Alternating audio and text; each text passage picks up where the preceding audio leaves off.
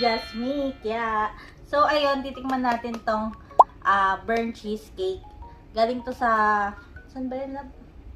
Tablo Bistro. Ayun, galing to sa Tablo Bistro. So, ayan siya kayo. Pakita mo yung ano, cheesecake.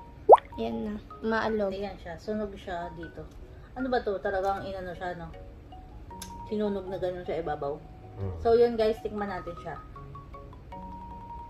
Tingnan natin. Tutok mo dito. Ito siya. Wow! Gosh! Ganyan siya, guys. Ay, nagpagabit Yan ka siya. ba, Okte?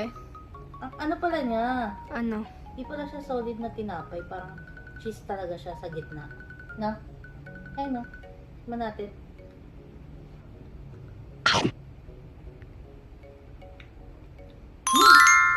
Super sarap. Super sarap.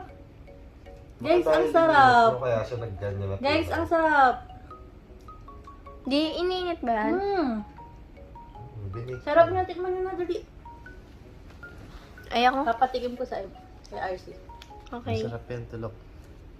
Huwag mo nang tutok sa akin. Ayaw na ba? Tutok mo na, ganyan.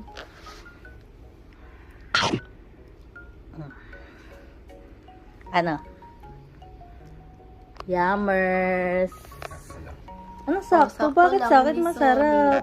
Hindi solid mga basher. Sarap. Ang sarap. Guys, ang sarap niya. 10/10 ako, promise. Ang sarap. Tikman mo. Masarap. Sarap ba?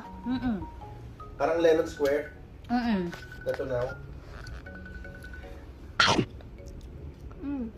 Ano? Sarap. Parang yung lemon square naman. Ito na. Yung binibili sa tindahan. So, ayun guys, galing kasi to sa kasal ng kuya ni RC. Then, tinake out namin kasi masyadong marami na yung yung pagkain. Kaya, tinake out namin siya. Yung tiramisu. Ngayon ko lang siya natikman talaga. Labas mo yung tiramisu. Ano? Okay Yung lang, tiramisu. na malamig. Alamig. So, yun, tikman din natin yung tiramisu na galing sa Wapa ba ang kutsara ko, RC? Tablo Bistro. Tablo Bistro. Ang sarap niya. Sarapan kasi. Ako sakto lang. Sarap. sarap. Yan, sarap yan. So, yun guys. Try natin yung tiramisu. Tiramisu cake. Tiramisu cake. Brownie. Tiramisu cake brownie.